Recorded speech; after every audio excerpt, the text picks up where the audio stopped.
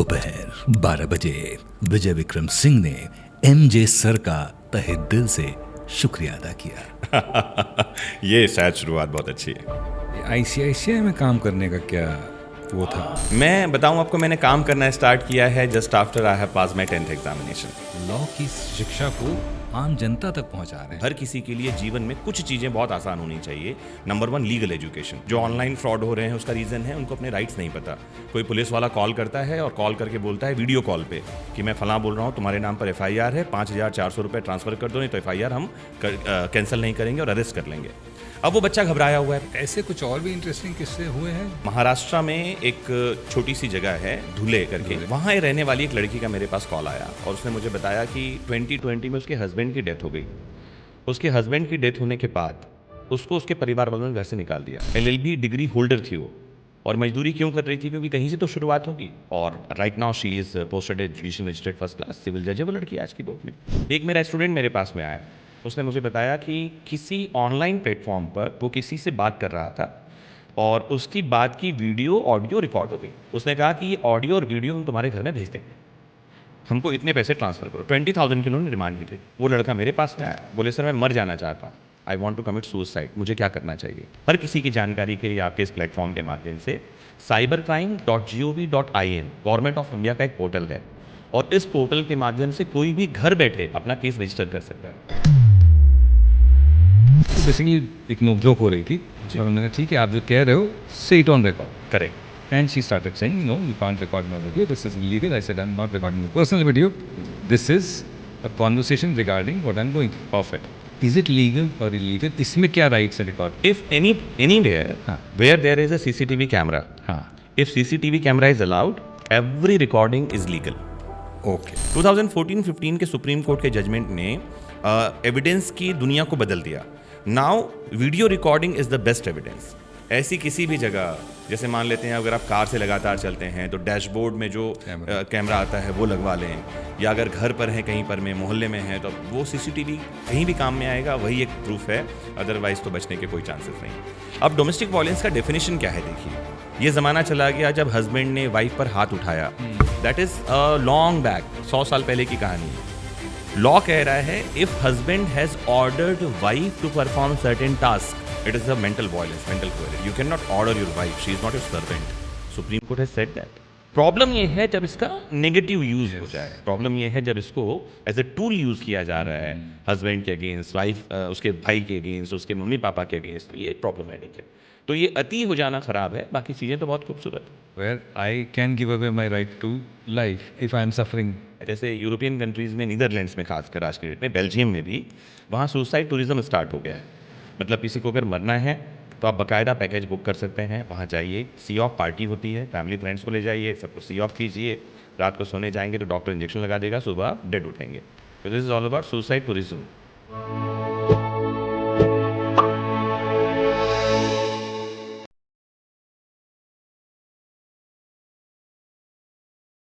MJ, अगर MJ शब्द का आपके सामने जिक्र करें तो हमारी उम्र के लोग, हमारी जनरेशन के लोग और शायद आज की जनरेशन के लोग भी माइकल जैक्सन के बारे में सोचेंगे। फिर अगर मैं आपसे बात करूं लॉ, लॉयर, एडवोकेट की, तो आप डर जाएंगे, क्योंकि हमें शुरू से सिखाया जाता है ना कि पुलिस और वकील से दूर रहो। पर आज मैं किसी के साथ बैठा हूं जिनका नाम है एमजे, जो वकालत लोगों तक ले जा रहे हैं, जो लॉ की एजुकेशन जो है वो लोगों तक पहुंचा रहे हैं, और वो लोगों के चहीते हैं। लोग उनसे मिलना चाहते हैं, लोग उनका सानिध्य चाहते हैं, लोग उनसे पढ़ना चाहते हैं। मनमोहन जोशी जी, किन शब्दों में धन्यवाद दूं पहले तो आपका कि आपने हमसे बात करने का स्वीकार किया। मुझे लगता है कि धन्यवाद मुझे देना चाहिए, क्योंकि पूरी दुनिया जिस शख्स की आवाज़ की दीवानी है, विजय विक्रम सिंह साहब, जिनको हम सब बिग बॉस की वॉइस के नाम से जानते हैं, उनसे बात करने का मौका अगर मुझे मिल रहा है, शायद आई शुड बी थैंकफुल। और आप किन शब्दों में देना चाहते हैं तो मुझे लगता है आप उसी आवाज़ से शुरुआत कर दीजिए तो पॉडकास्ट बढ़िया बन पड़े कि दोपहर के 12 बजे हम शुरू कर रहे हैं और वहाँ से हम ये स्टार्ट करते हैं। लीजिए फिर। दोपहर 12 बजे विजय विक्रम सिंह ने एमजे सर का तहे दिल से शुक्रिया अदा किया। ये शायद शुरुआत बहुत अच्छी है। तो हमसे संवाद करने के लिए बहुत बहुत धन्यवाद जी। अब आते हैं सारे सवाल बाद में जी। पहले ये एमजे सर की स्टोरी क्या है? एक्चुअली मेरा नाम मनमोहन जोशी है और नाम थोड़ा सा बड़ा है जी। और शायद बोलने में थोड़ा सा असहज है, क्योंकि मेरे जितने भी सीनियर्स या मेरे टीचर्स रहे हैं वो मुझे मोहन बुलाते रहे, मेरी वाइफ मुझे मन कह के बुलाती रही, या कुछ जो मेरे स्टूडेंट्स और कुछ कॉलीग्स हुआ करते थे वो मुझे एमजे एमएमजे के नाम से बुलाते रहे। जब मैं टीचिंग प्रोफेशन में आया तो ये एमजे, क्योंकि सोशल मीडिया पे जब आना था तो सोशल मीडिया पे कुछ एक ट्रेंडी नेम होना चाहिए ऐसा लगा, और जैसे ही आप एमजे डालो, जैसे आपने शुरुआत ही किया, गूगल पे आप एमजे डालेंगे तो माइकल जैक्सन निकल आएंगे, लेकिन जैसे ही आप साथ में सर ऐड कर देंगे तो सिर्फ मैं ही मिलूंगा।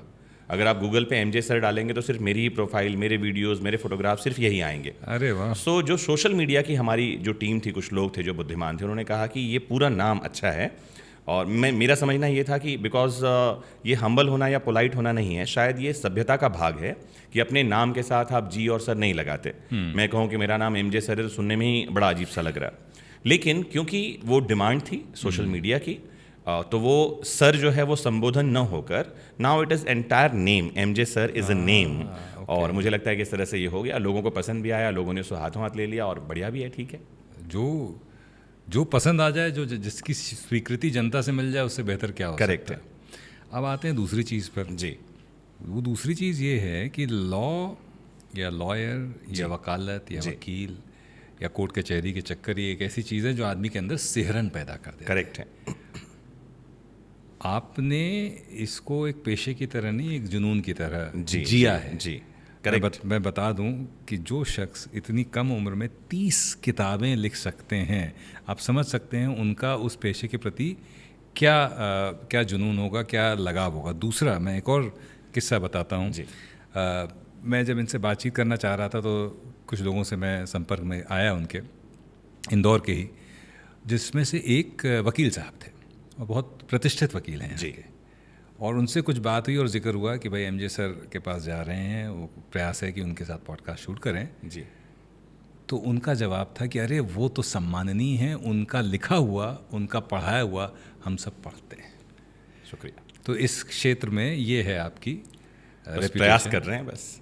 एक बड़ा अच्छा मुझे शेर याद आया यहाँ पर में, प्रयास सफल हो रहे हैं, बताइए शेर। हाँ। कहा कि न पूछो हम दियों से हाँ। कि कैसा चल रहा है, न पूछो हम दियों से कि कैसा चल रहा है, हवा चल रही है और दिया चल रहा है, और मैंने उस पर छोड़ रखा है ये कारोबार उल्फत।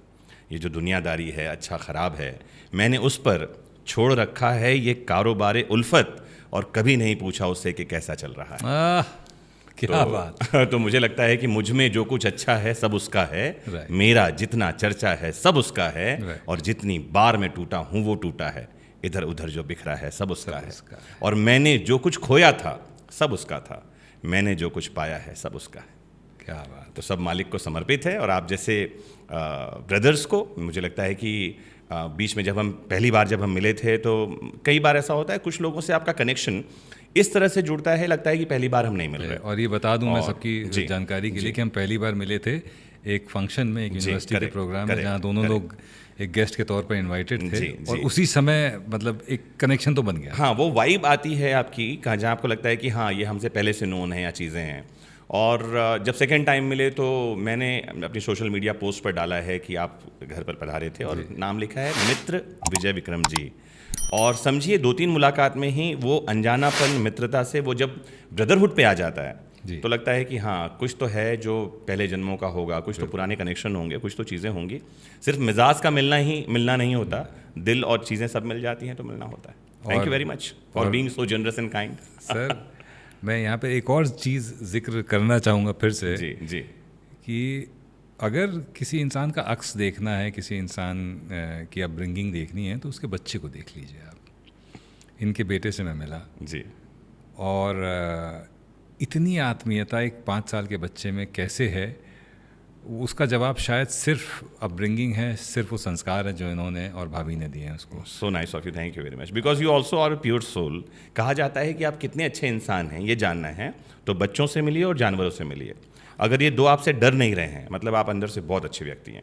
सो credit goes to you as well. Thank you very much. अब हम दोनों की एक दूसरे की तारीफ बहुत हो गई। इससे पहले कि आशीष भाई हम लोग से कहें कि अब आप लोग निकल लीजिए, तारीफें ही करते रहेंगे, कुछ बातचीत भी करेंगे, तो चलिए बातचीत भी कर बात लीजिए। शुरू करें। ये जो सब्जेक्ट है, लॉ एज अ सब्जेक्ट, बहुत ही कठिन और लॉ के साथ बहुत सारी भ्रांतियां भी जुड़ी हैं। करेक्ट है। तो विधिक शिक्षा, जी, पहले तो इस क्षेत्र में आने का मोटिवेशन क्या था जी, और उसके बाद उस जर्नी के बाद फिर ये जर्नी कैसे शुरू हुई विधिक शिक्षा वाली, जहाँ पर आप लॉ की शिक्षा को आम जनता तक पहुंचा रहे हैं, ना केवल लॉ के स्टूडेंट्स या वो लोग जो जज के लिए प्रिपरेशन कर रहे हैं, बल्कि उन लोगों को भी जो आम जिंदगियों में जिनकी कानून से वास्ता पड़ता रहता है। करेक्ट है। सो आम जनता तक तो बात पहुंचाने की कोशिश हो ही रही है, आम जनता की भाषा में भी पहुंचाने की कोशिश हो रही है। एक बहुत बड़े लॉ स्कॉलर हैं जर्मी बेंथम, जब उन्होंने अपनी बुक लिखी, उनका बुक का नाम ही है द लॉ, उसमें वो लिख रहे हैं कि अच्छा कानून या अच्छी विधि लॉ क्या होता है। तो उसमें उसकी कुछ गुण लिखते हैं। पहला तो वो लिखते हैं कि अच्छी विधि, अच्छा लॉ वो होता है जो जनसाधारण की भाषा में हो। दूसरा लिखते हैं उसमें क्वालिटी, उसमें ये पावर होना चाहिए कि वो समाज को बदल सके, power to transform the society. और तीसरी क्वालिटी वो लिखते हैं कि it must not be ambiguous, means it can not be interpreted in any way. तो जब मैं लॉ के फील्ड में आया, मैं अपने परिवार से पहला लॉयर हूँ, फर्स्ट जनरेशन लॉयर। और फर्स्ट जनरेशन लॉयर होने के आपको बहुत सारे नुकसान हैं। पहला तो ये है कि लॉ की किताबें कैसी होती है आपने देखी नहीं होती। दूसरा, कोर्ट रूम में कैसा करना होता है आपको पता ही नहीं होता। तीसरा, आपके पास डाउट क्लियरिंग करने के लिए कोई नहीं होता, और ऐसे में आपका स्ट्रगल बहुत ज़्यादा हो जाता है।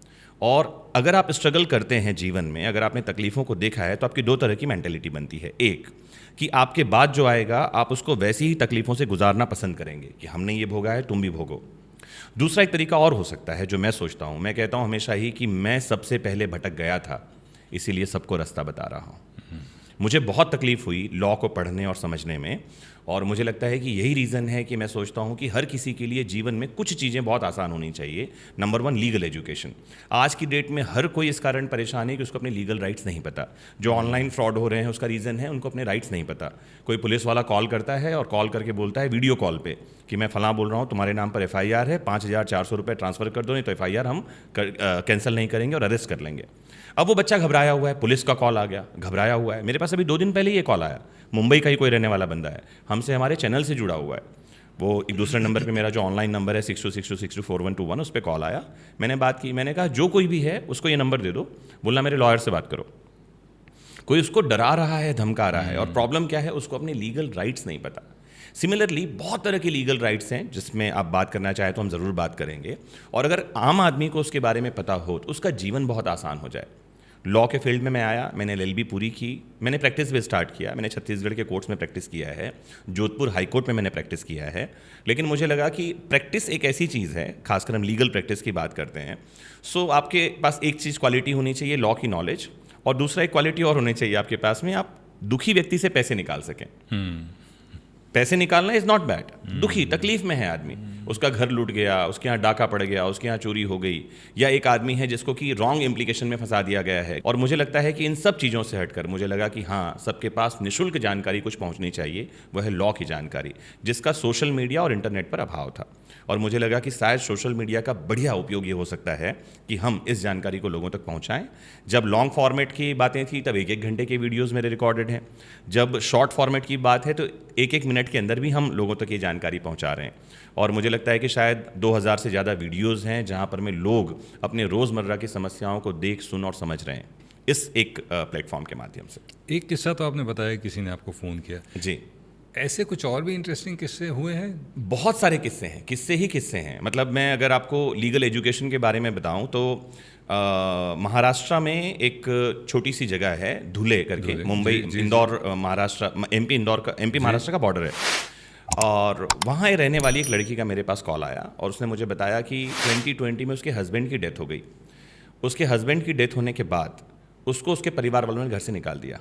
लगभग 8 महीने का उसका बच्चा है जिसके साथ वो कहीं महाराष्ट्र में ही किसी जगह पर में ईंट भट्टे में काम कर रही है। और वो लड़की वो थी जिसको जुडिशरी की तैयारी करनी थी, LLB डिग्री होल्डर थी वो, और मजदूरी क्यों कर रही थी? क्योंकि कहीं से तो शुरुआत होगी। अगर आप कोर्ट में जाएंगे तो इंस्टेंट पैसा नहीं मिलेगा। दूसरा, जो एस्टैब्लिश्ड एडवोकेट हैं उनके सामने आपको टिकना आसान नहीं है, तो आप कुछ जगहों पर में सीधे अर्निंग नहीं स्टार्ट कर सकते, तो मजदूरी करना स्टार्ट किया उसने।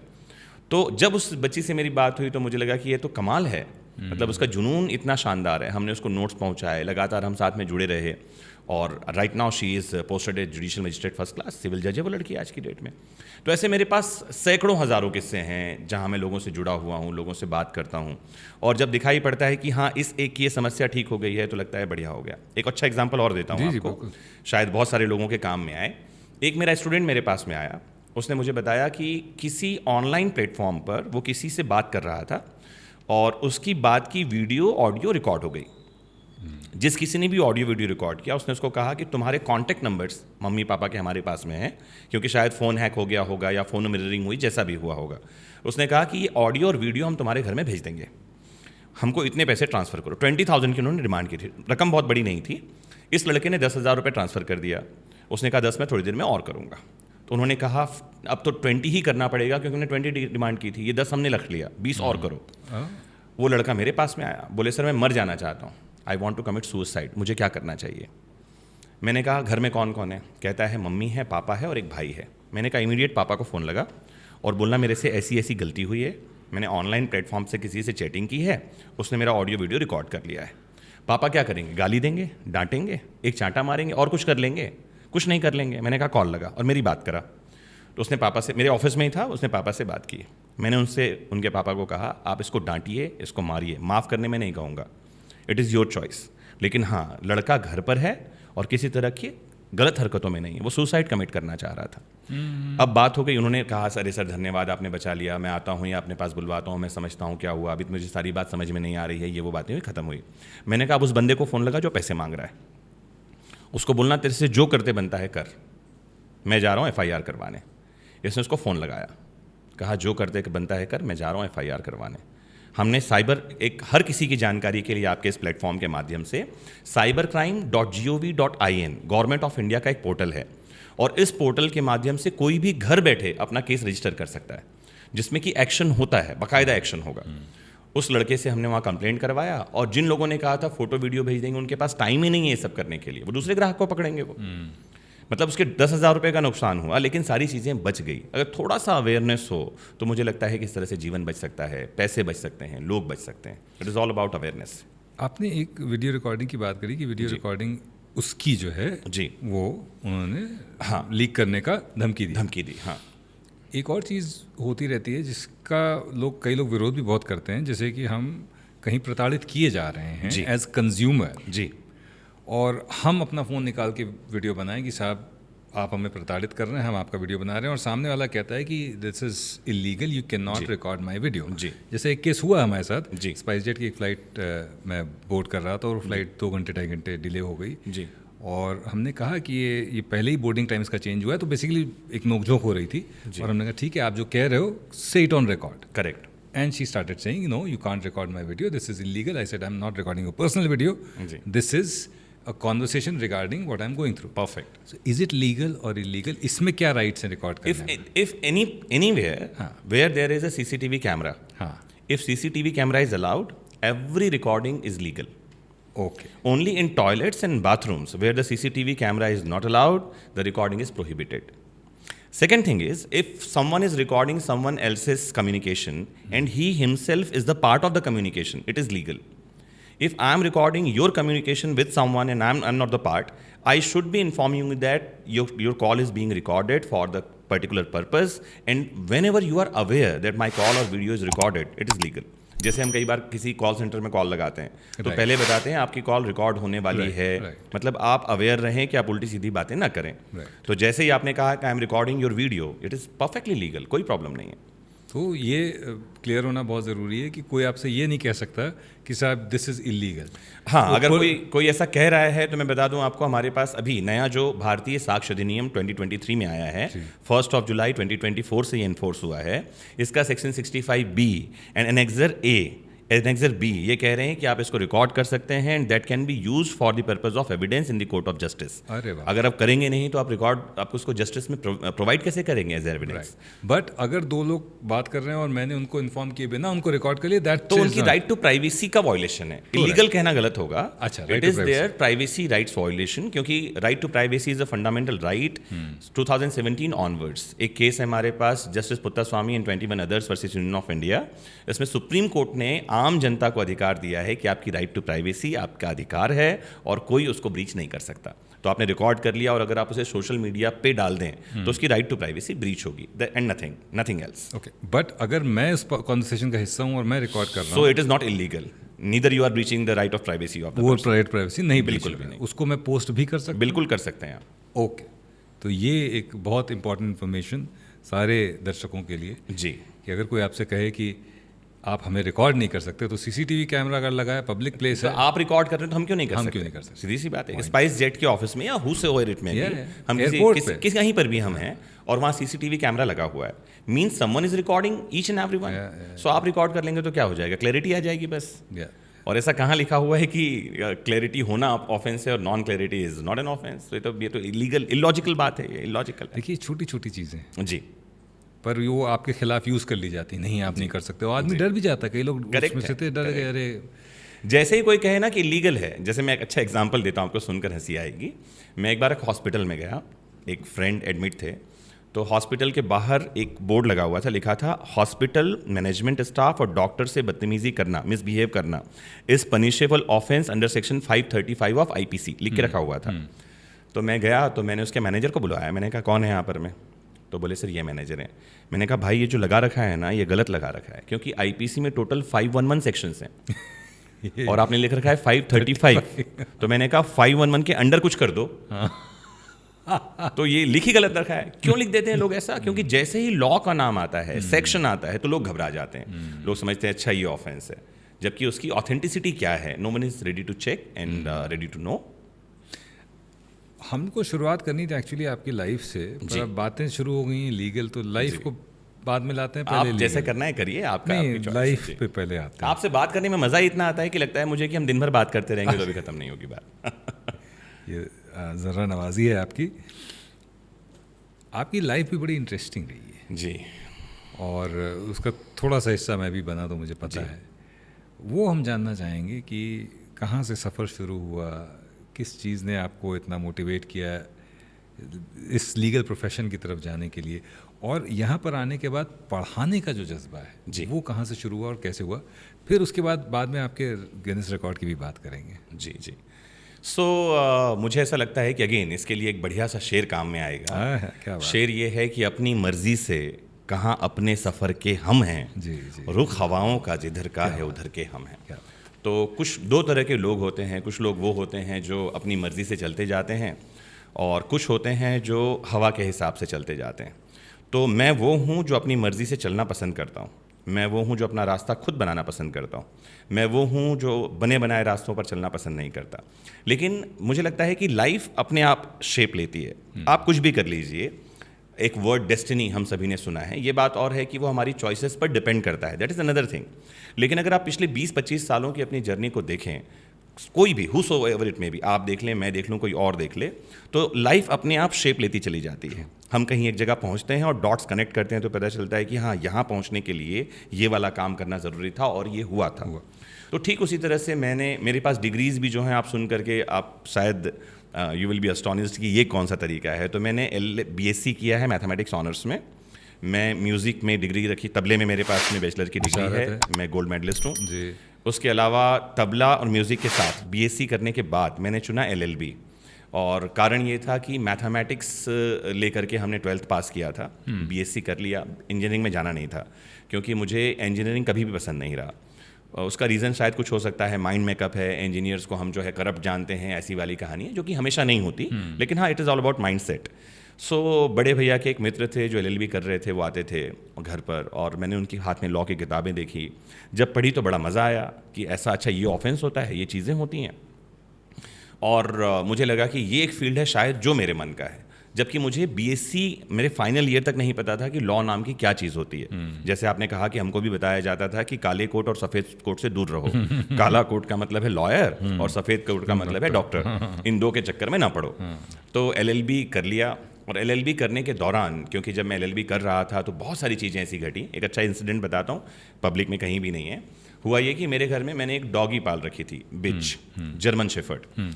और मतलब उसको मैंने 10 दिन का था तब से पाल रखा था, हाथ से दूध पिलाता था और मेरे सामने ही वो बड़ा खूंखार हुआ।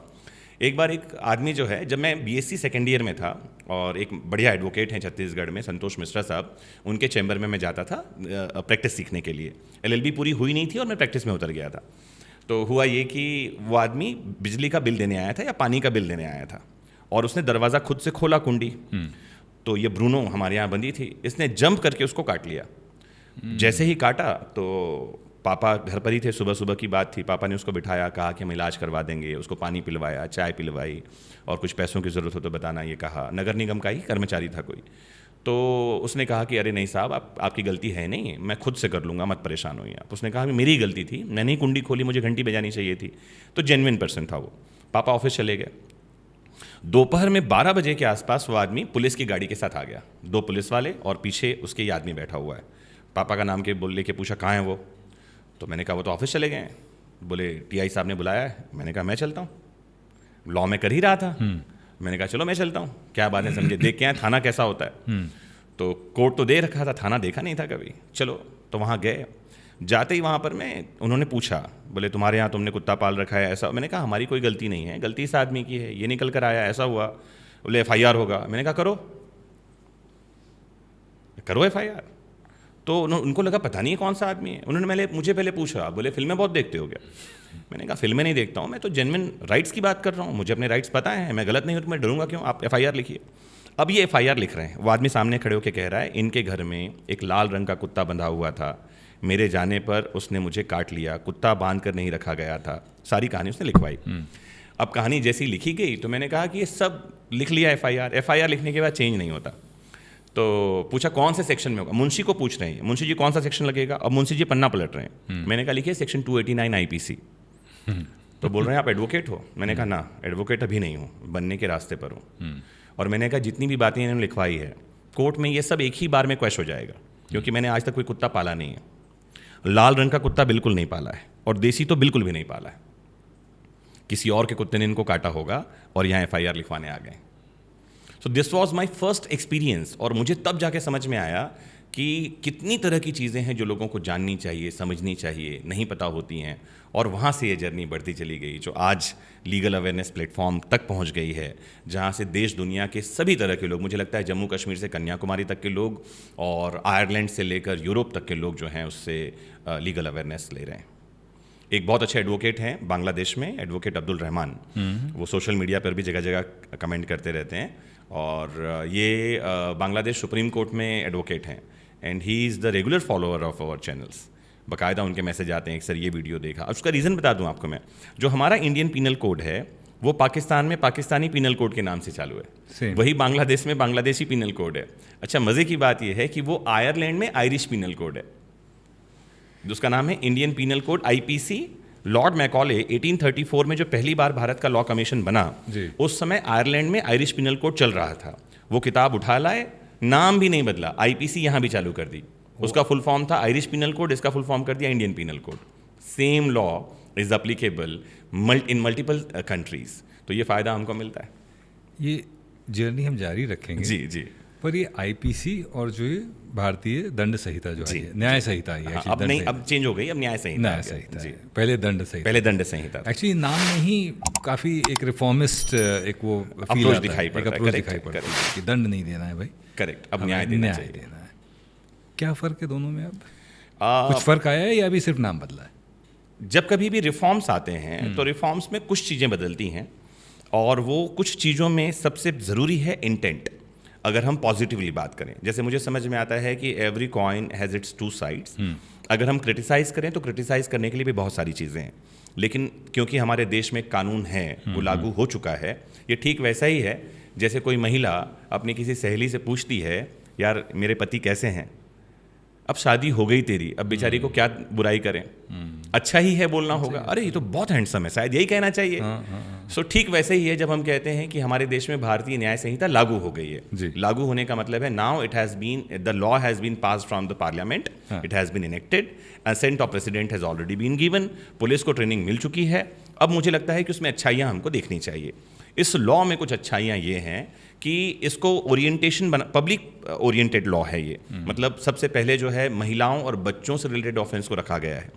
जब हमारे पास में इंडियन पीनल कोड आया था तो वहाँ पर मैं सीधा सीधा दिखाई ये पड़ता था कि वो लॉ जो है वो अंग्रेजों के ओरिएंटेशन में है। मतलब पहले अगर अंग्रेज अफसर कुछ कह रहा है उसकी बात को नहीं मानना पनिशेबल ऑफेंस था। रेप जैसे ऑफेंस सेक्शन 375 के आगे निकल गए थे, अब सेक्शन 64 में रेप जैसे ऑफेंसेस को डाल दिया गया है। तो ये अप्रोच और इंटेंट ये ठीक दिखाई पड़ता है। एक छोटा सा सवाल इसमें कि ये क्यों इम्पोर्टेंट है कि वो पहले 370 के उसमें थे, अभी 64, व्हाई इज इट इम्पोर्टेंट? कि बहुत ज़्यादा इंपॉर्टेंट नहीं है, लेकिन प्रायोरिटी को बताता है। अच्छा, व्हाट इज प्रायोरिटाइज्ड। तो नंबर जो डिनोट कर रहा है वो डिनोट कर रहा है कि वो उसकी प्रायोरिटी वहाँ पे बाद में आएगी, इसकी प्रायोरिटी पहले है। Okay. अगर इस सेंस में देखें तो ये अच्छा है। एक और नई चीज़ आई है जिसमें कि महिलाओं के लिए लॉ जो है ज़्यादा बेनिफिशियल है। बहुत सारे प्रोविजंस ऐसे हैं जो विमेन ऑफेंसेस और विमेन एम्पावरमेंट के बारे में बात करते हैं, और इन जनरल देखा जाए अगर तो दोनों में बहुत ज़्यादा डिफरेंस नहीं है। वो जो आयरिश पीनल कोड को इन्होंने इंडियन पीनल कोड बना दिया था मैकॉले ने, इन्होंने इंडियन पीनल कोड को ही भारतीय न्याय संहिता बना दिया है, अगर हम ईमानदारी से बात कर लें तो। ओहो, तो अभी नॉमेनक्लेचर का ही फर्क आया है। That's it. अगर प्रैक्टिकली देखें तो जो चेंज है वो शायद 1% होगा, 99% the law is same as it is. चलिए, ये क्योंकि बातचीत ऐसी है ना कि ये इधर से उधर जा रही है अभी जी, तो हम फिर वापस आ रहे हैं आपकी जर्नी पे। आइए। ICICI में काम करने का क्या मैं जब LLB मैंने पास किया जी, तो ये LLB किस सन की बात है? मैं बताऊं आपको, मैंने काम करना स्टार्ट किया है just after I have pass my 10th examination. So मैंने गुरुद्वारे में तबला बजाया है। वो एक बड़ा अच्छा शेर याद आया कि मेरे वजूद की हद से मुझे न जान, मेरे वजूद की हद से मुझे न जान, बेहिसाब हूँ, बेहद हूँ, बेइंतहा हूँ मैं। सो मैंने गुरुद्वारे में तबला बजाया है। क्या बात। मैंने इंश्योरेंस की पॉलिसीज़ बेची है, चाय बेची है, लेकिन वो नरेंद्र मोदी वाली जैसी नहीं, हमने चाय की पत्ती बेची है। तो जोधपुर राजस्थान में मैं रहता था एक समय, तो वहाँ पर मैं एक टी डीलर थे जो मल्टी लेवल मार्केटिंग जैसा कुछ चला रहे थे चाय की पत्तियों से। तो उसका भी काम मैंने किया है। तो ICICI प्रूडेंशियल में काम करना जो है अपने आप में लाइफ चेंजिंग है। और LLB के ठीक बाद मैंने ICICI प्रूडेंशियल ज्वाइन किया था। भिलाई से मैंने अपना काम स्टार्ट किया था। उसके बाद फिर मैंने बजाज कैपिटल ज्वाइन किया, then India Infoline Financial Services Limited में रहा। और इस पूरी जर्नी के दौरान लॉ मेरे साथ रहा, जिसको मैं अभी कैरी ऑन कर रहा हूँ। और एक चीज़ जो बहुत ज़रूरी है जिस पर शायद हम आगे बात करें, that is motivation. So Sunday motivation mantra हमारा एक प्रोग्राम है जो हर संडे सुबह 7 बजे आता है। वहाँ पहुँचेंगे सर, वहाँ पहुँचेंगे जी।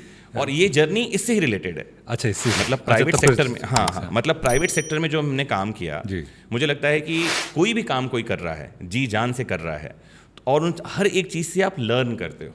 और जब आप लर्न करते हो तो मुझे लगता है कि हर किसी के लाइफ का ऑब्जेक्ट यही होना चाहिए। ये बात है कि अलग अलग लोगों का अलग अलग ऑब्जेक्ट होता है। One is to grow and the other is to contribute. Once you have grown mentally, physically, economically, now the time has come to contribute. So whatever I have learned it, I am contributing now. This is all about the link in between all these. अब आप देखिए, मैंने अपना questionnaire वो रख दिया है। बढ़िया, क्योंकि हमें समझ में आ गया है कि यहाँ बातचीत ही हो सकती है। हाँ, वो सबसे अच्छी रहेगी। करेक्ट है। क्वेश्चनेयर तो देखा जाएगा बाद में। मैं ये सवाल पूछना चाह रहा था आपसे जी। आपने बात करी मोटिवेशन मंत्रा, ये जो साइड है आपका जी, ये कैसे बाहर आया और ये कैसे लगा कि ठीक है अपने जीवन के अनुभव मुझे शेयर करने चाहिए in form of motivation, not only your experiences of life but otherwise also. Correct. ये थॉट जब कभी भी अभी हम सोसाइटी में अगर आप देखें, मुझे लगता है कि कुछ चीज़ों की लोगों को ज़रूरत है। जैसे मैंने एक फाइंड आउट किया था कि लीगल एजुकेशन की ज़रूरत है। एक मैंने भी थोड़ी देर पहले कहा कि ट्रैफिक एजुकेशन की ज़रूरत है। तीसरे नंबर पे जो बहुत इंपॉर्टेंट है वो है मोटिवेशन। जब हम मोटिवेशन की बात करते हैं तो कुछ लोगों को लगता है कि किसी को इंस्पायर करना, लेकिन मोटिवेशन से मेरा लेना देना इस बात से है कि रोज़मर्रा की जो छोटी छोटी समस्याएं आ रही हैं उससे कैसे किसी को उबारेंगे। क्योंकि पुराने समय में हमारे पास हमारे दादा दादी थे, नाना नानी थे, सोसाइटी में बहुत सारे लोग थे और हर किसी के पास लाइफ का एक्सपीरियंस था जो बता करके वो सॉल्यूशन लेकर आते थे। आज की डेट में लोगों के पास, जब न्यूक्लियर फैमिली में लोग रह रहे हैं, तो वो प्रॉब्लम है और उस प्रॉब्लम का सॉल्यूशन गूगल नहीं दे रहा। मैं कई बार ये कहता हूँ कि गूगल ये बता सकता है कि रोटी बनाई कैसे जाएगी, रोटी डाउनलोड नहीं होगी, वो तो बनानी पड़ेगी। तो वो रोटी बनानी कैसी है वो गूगल देखकर आप नहीं सीख सकते, एक्सपीरियंस चाहिए। और जब कभी आप जीवन में इस तरह से काम करके आते हैं, जैसे मैंने बताया मेरे पास बहुत डाइवर्सिफिकेशन है काम का, आपको बात सही समझ में आया, और इस डाइवर्सिफिकेशन से निकल कर आती है लर्निंग्स। और उस लर्निंग को जब आप शेयर करते हैं तो पता नहीं कब कहाँ किसके जीवन में कौन सी बात टच कर जाए, और मुझे लगता है कि हमारा जीवन फिर सफल है। डाइवर्सिफिकेशन की जो बात आपने करी, जी, आपकी जो जर्नी है उसमें बड़ी मज़ेदार चीज़ ये है कि आपने एक्सप्लोर बहुत किया। करेक्ट। ट्रेडिशनली हमको ये बोला जाता है बेटा क्या बनना चाहते हो, हाँ। और हमको कहा जाता था कि पता होना चाहिए क्या पता होना चाहिए। जबकि ऑस्कर वाइल्ड कहते हैं कि if you know what you want to become, you becoming that is your biggest punishment. वाह, व्हाई? बिकॉज वाह वाह, आप एक्सप्लोर करना ही छोड़ देते हो। करेक्ट।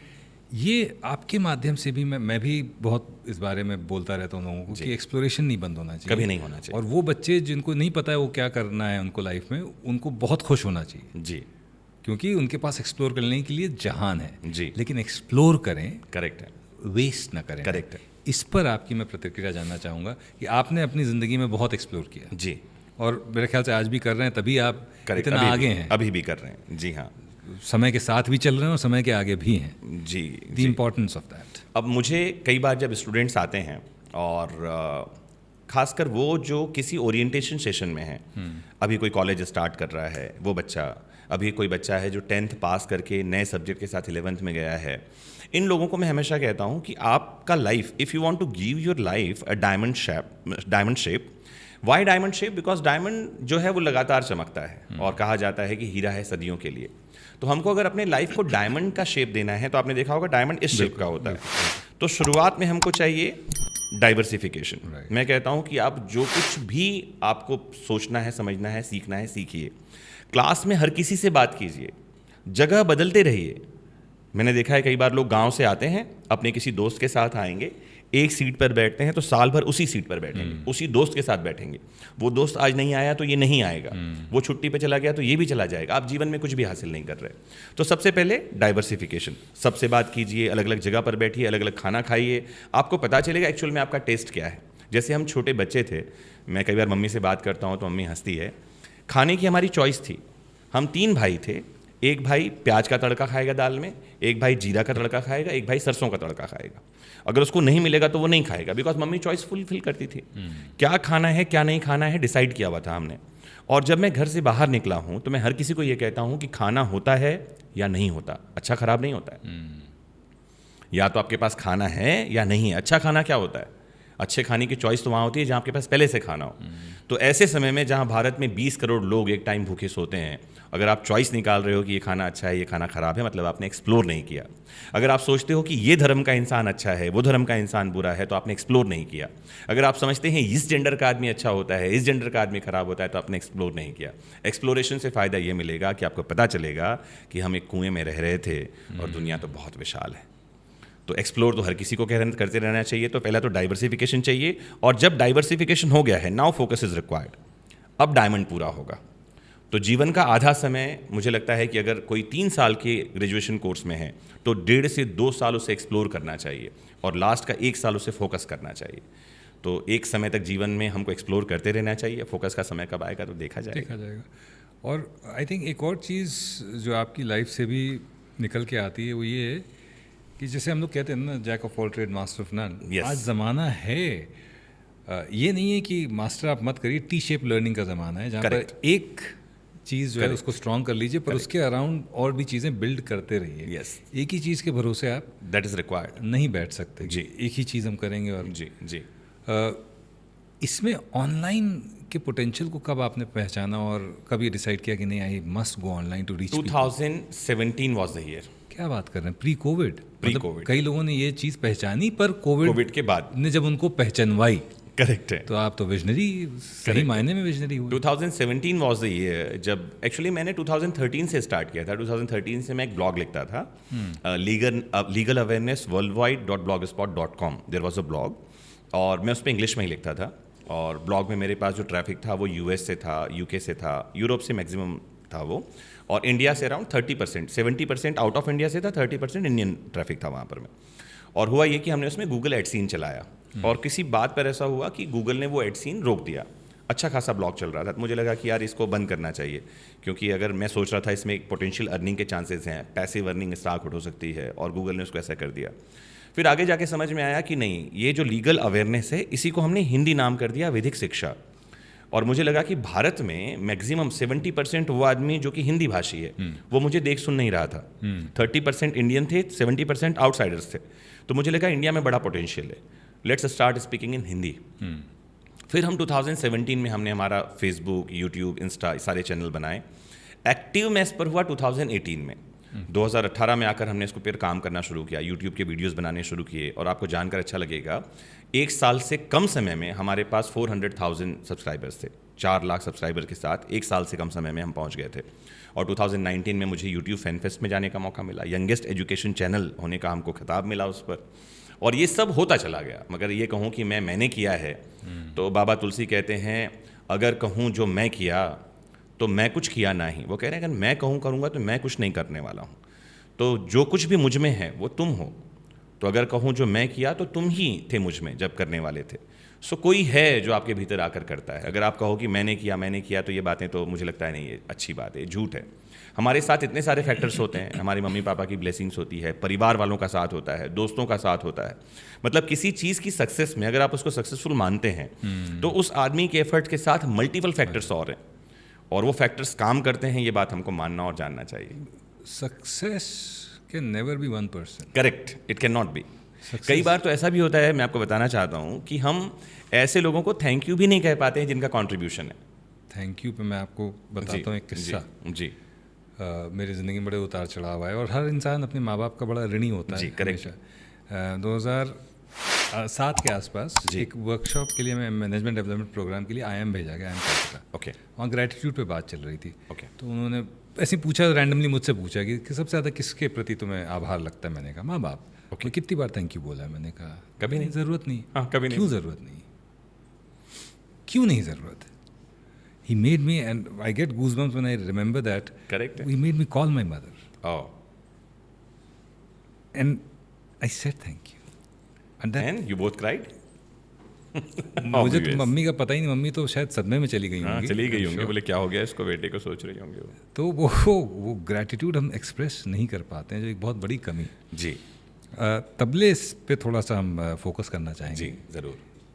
क्योंकि हम अपनी क्रिएटिव साइड को बहुत जी। दबा के रखते हैं, जी। और ख़ास तौर पे जिस जनरेशन के हम लोग हैं। जी जी। हमें एक आ जाता था, पढ़ोगे लिखोगे बनोगे हाँ, नवाब, और बाकी खेलोगे तो सब, कूदोगे बनोगे खराब। और खेलोगे कूदो में सब आ जाता था। हाँ, सब आ जाता था, एक्स्ट्रा करिकुलर एक्टिविटीज़। इनफैक्ट हाँ, मतलब कहना नहीं चाहिए, बट परफॉर्मिंग आर्ट्स को भांडगिरी कहा जाता था। करेक्ट है। कैसे आप उसको आगे लेकर गए, और उस छोटी सी एज में जी उसकी पढ़ाई भी करी आप? जी। सपोर्ट था? एक्चुअली मैं तबले में इनिशिएट हुआ, the credit goes to my papa. पापा जो है वो खुद भजन वगैरह गाने में इंटरेस्टेड थे। उनकी छोटी सी मंडली होती थी, और उनके पास जो तबला वादक था वो कभी कभी आता कभी नहीं आता था। तो किसी ने सजेस्ट दिया इसको सिखाओ, ये सीख जाएगा, ये हर चीज़ में इंटरेस्टेड रहता है। तो पापा ने मेरा एडमिशन करवाया, लेकिन पापा को शायद ये नहीं लगा होगा कि ये जुनूनी हो जाएगा। और मैं उसको एक समय में उसको लेकर इतना ज़्यादा जुनूनी था, I was so much passionate, कि मुझे लगता था दिस इज़ द फ्यूचर। मतलब भविष्य में क्या करोगे? तो मुझे लगता था तबला वादक बनेंगे। और मैं एक गुरु मेरे रहे पंडित रामदास वैष्णव, उनसे मैंने तबला सीखा विधिवत। और जब ठीक ठाक तबला बजा लिया, स्टेज प्रोग्राम करने लगा, तो एक बहुत बड़े संगीतज्ञ पंडित जसराज के गुरु भाई रहे वो, पंडित छोटेलाल व्यास। उन्होंने मुझे बुलवाया, और उनका जो समय था, एक्चुअली मैं दिन भर काम करता था, मेरे पास मल्टीपल काम हमेशा होते थे। तो उनका टाइम था ब्रह्म मुहूर्त में, सुबह 4 बजे वो उठते थे। तो मैंने उनको पूछा, गुरुजी सिखाएंगे? बोले हाँ, क्यों नहीं सिखाएंगे तुमको? बोले कब आ सकते हो? मैंने बोला जब आप। बोले 4 बजे आ जा। कई बार गुरु जो है पहचान करने के लिए भी कहता है सर सुबह 4 बजे। हमने कहा हाँ बिल्कुल। अगले दिन सुबह नहा धोकर 4 बजे पहुंच गए, सुबह 4 बजे। जबकि रात होती है। और वो सोए थे, उनकी मच्छरदानी उठाई, उनका बिस्तर ठीक किया, फिर वो उठे, उन्होंने मुंह धोए और बोला कि यार तू तो बहुत ज़्यादा तेरे को जुनून ऐसा लगता है। मैंने कहा आप सिखाइए, क्योंकि सुबह 6 बजे मुझे गुरुद्वारा जाना है तबला बजाने के लिए, 2 घंटे मेरे पास में है, सीख लेता हूँ। मैं गुरुद्वारे में जॉब करता था, तो गुरुबानी में तबला बजाने के पैसे मिलते थे, सैलरीड था मैं उस समय वहाँ पर मैं। तो उन्होंने कहा ये टाइम बहुत बढ़िया है, तू रोज़ इसी समय आ। मैंने सोचा एक दिन का ये चैलेंज होगा। Now that time was fixed, मेरा रूटीन बन गया। मैं रोज़ उनके यहाँ जाता था, मच्छरदानी उठाता था, उनके बिस्तर ठीक करता था, फिर उनका वेट करता था, फिर चाय बनती थी, फिर मैं तबला सीखता था। इतना जुनून मेरे पास तबले को लेकर था। और तब मैं म्यूज़िक के बारे में बहुत कम ही बात होती है, ऑनलाइन तो बहुत ही कम होती है बात। और मैंने, कई लोग मुझे पूछते हैं कि क्यों छोड़ दिया आज की डेट में, तो उसका एक किस्सा छोटा सा मैं बता दूं, फिर आगे बढ़ते हैं। तो हुआ ये कि एक बहुत बड़ा प्रोग्राम, स्टेज प्रोग्राम था। मैं बहुत सारे स्टेज प्रोग्राम करता था। छत्तीसगढ़ दूरदर्शन में तबले के बहुत सारे प्रोग्राम हैं, कहीं आर्काइव में उनके पास पड़े होंगे। तो प्रोग्राम था, और प्रोग्राम में हुआ ये कि मैं मंच पर था और एक बहुत बड़े मूर्धन्य संगीतकार गाना गा रहे थे, मैं तबला साथ में बजा रहा था। मैं बहुत शानदार तालियां बजी, मेरे रिश्तेदार वहाँ पर थे, मेरी माताजी वहाँ प्रोग्राम सुनने में थी। तो जो गुरुजी थे हमारे, उनके बेटे, उन्होंने माइक पर एंकरिंग वो कर रहे थे।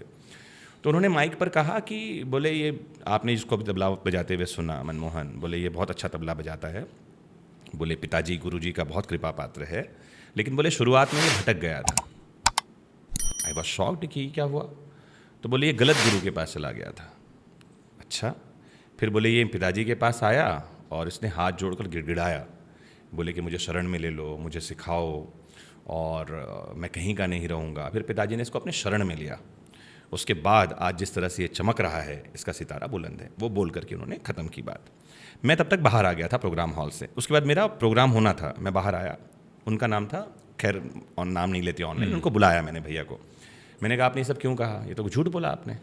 अरे बोले वो बोलते बोलते बोल गए यार। मैंने कहा वापस जाके माइक में बोलिए कि मैंने गलत बोल गया, क्योंकि जिस गुरु से मैंने सीखा मैं तो उनका भी ऋणी हूँ। आप बोल रहे हो गलत संगत में पड़ गया। और रही बात ये कहना कि मैं आके शरण, उन्होंने मुझे खुद बुलाया था, पंडित छोटेलाल व्यास, जो बहुत बड़ा नाम है, उन्होंने खुद मुझे बुलाया, बोले आ मेरे साथ प्रोग्राम कर। और ये बात अलग है कि मैं उनको गुरु मानता था, आज भी मानता हूँ। तो मैंने कहा फिर अगर ऐसी बात है, उन्होंने कहा कि तू ईगो हो गया तेरे को, ये मैंने कहा ठीक है, ऐसी बात है तो मैं जा रहा हूँ। मैं वहाँ से चला आया। प्रोग्राम हॉल में तबला बजाया नहीं। अगले दिन गुरुजी मिले, मुझे मिलने बुलाया। उनकी उम्र 80 साल थी उस समय, बहुत बूढ़े व्यक्ति थे। घर पर बुलाया और उन्होंने मुझे बोला, बोले कि देखो तेरे को तबला सीखना है तो तेरे को मेरे घर के कुत्ते को भी पाँव पड़ना पड़ेगा। मैंने उनसे क्या कहा, मैंने कहा कि अगर आप अंतिम सिखाने वाले व्यक्ति इस पृथ्वी पर हैं तो मैं आज से तबला छोड़ता हूँ, लेफ्ट फॉर एवर। वो दिन था और आज का दिन है, मैंने मंच पे प्रोग्राम नहीं किया। अगर आप इसे ईगो बोल लें, स्वाभिमान बोल लें, जो कहना है कह लें, या डेस्टिनी कह लें, लेकिन this is all about how my mind set is. यही बात और है कि मैं आज भी उनको गुरु मानता हूँ। वो स्वर्गीय हो गए हैं, कहीं होंगे तो मुझे ज़रूर सुन रहे होंगे, और ऋणी तो मैं उनका आज भी हूँ, क्योंकि उन्होंने ऐसी ऐसी बातें सिखाई है जो शायद मतलब मेरे पेट में अभी भी तबला है। मतलब जब मैं एक एग्जाम्पल देता हूँ, पहली बार जब हम मिले तो वो मंच पर बैठे थे और उन्होंने राग छेड़ा। मैं बाकायदा, मुझे अच्छे कपड़े पहनने का हमेशा से शौक़ है, जरी मरी वाला कुर्ता पहन के पहुंचा, राग जोग वो गा रहे थे। जो जैसे ही शुरू किया तो मैंने शुरू किया, घिंतर कृत तागे तटे कथा घिना धातुना घिना तुना धातुना धातुना धातुना कथा घिना तुना धातुना धातुना धातुना कथा घिना तुना धातुना धातुना धातुना दिन दिन ना ना दिन दिन ना। और मुझे लगा कि गुरुजी बोलने वाले हैं, वाह उस्ताद। उन्होंने क्या कहा, बोले छोड़ तबला। आई वॉज शॉक्ड, ये क्या हुआ, तुझे बजाना आता है? बहुत सारे लोग बैठे हैं, मैं कह रहा हूँ ये क्या हो रहा है। मैंने कहा गुरुजी कुछ गलती हो गई क्या? बोले कागज लेके आ। लेकर आया, बोले लिख, धाधा तेटे धाधा तूना ताता तेटे धाधा तूना। This is ABCD of tabla, जो म्यूजिक जानते हैं। मैंने लिखा दैट ABCD। फिर बोले तुझे आता नहीं था? मैंने कहा गुरुजी आता था। फिर क्यों लिखा? मैंने सोचा कुछ आप नया सिखा रहे हैं, मुझे सीखना चाहिए। अरे बोले ठीक है, शाबाश, ये मिजाज रखिएगा, जीवन में आगे बढ़ेगा। बोले आ गया, बहुत अच्छा तबला बजाता है। तो ही वॉज करेक्टिंग द मिजाज। मैं जिस तरह से आके बैठा हूँगा, क्योंकि बड़े लोगों को समझ में आ जाता है। और थोड़ा सा अगर आप में कॉन्फिडेंस ज़्यादा हो, कई बार दो चीज़ें होती हैं, एक तो होता है लो कॉन्फिडेंस, एक होता है ओवर कॉन्फिडेंस। मुझे लगता है लोअर कॉन्फिडेंस और ओवर कॉन्फिडेंस में एक डिफरेंस है। लो कॉन्फिडेंस, कॉन्फिडेंस लो होना होता है जब आप अपने पोटेंशियल को नहीं पहचानते हो। ओवर कॉन्फिडेंस है जब आप पोटेंशियल से ज़्यादा अपने आप को समझते हो। बिल्कुल। तो मुझे लगता है कि शायद वो ओवर कॉन्फिडेंस वाली चीज़ रही होगी। इतना बड़ा उस्ताद बैठा है, उसके सामने मैं ये करके बैठा हूँ, तो मुझे लगा कि ठीक बात है, I should be polite, I should be humble. तो this is all about the journey of tabla. इसमें बहुत सारी मेरे पास किस्से हैं, कभी तबले पर ही स्पेशल बात हो सकती है 2-4 घंटे। जी ये इससे मुझे भी एक किस्सा याद आ गया। मेरी बड़ी दादी की डेथ हुई जी और मैं 10th में था। जी हम लोग दाह संस्कार करके आए, सब नहा धो के, पापा जी लोग नीचे बैठे हुए थे। जी मैं आके सोफे पे बैठ गया जी। और पापा जी ने सिर्फ इतना कहा, औकात में। हाँ तो वो इस तरह से ग्राउंडिंग जो है ना बड़ी ज़रूरी है जी। वो हमें ज़मीन से जुड़ा हुआ रखती है जी। और वो इंसिडेंट्स आज तक मुझे याद है और वो चीज़ मुझे हमेशा ध्यान रहती है कि अगर कोई बड़े बैठे हैं तो मैं उनका अपमान ना इस तरह कितनी बढ़िया बातें कहाँ कहाँ हम सीखते हैं, सोचिए। बस एक ही चीज़ है, आपके पास लर्निंग का मन होना चाहिए, सीखने का मन होना चाहिए। और इससे मुझे एक बढ़िया लाइन याद आ गई। एक बढ़िया शायर ने कहा है कि बरसात का अपना मज़ा है, बरसात का अपना मज़ा है, बारात का अपना मज़ा है, और रहने को यूं तो दुनिया में कई जगहें हैं, लेकिन औकात का अपना मज़ा। क्या बात। तो आपके पापा को समर्पित, बाबा जी हमारे ग्रैंडफादर को समर्पित। तबले पे बस एक आखिरी चीज़ मैं पूछना चाहूँगा। जी। मैं हमेशा मानता हूँ कि इंसान को अपने पैशन को नहीं छोड़ना चाहिए, कभी नहीं, है ना जी।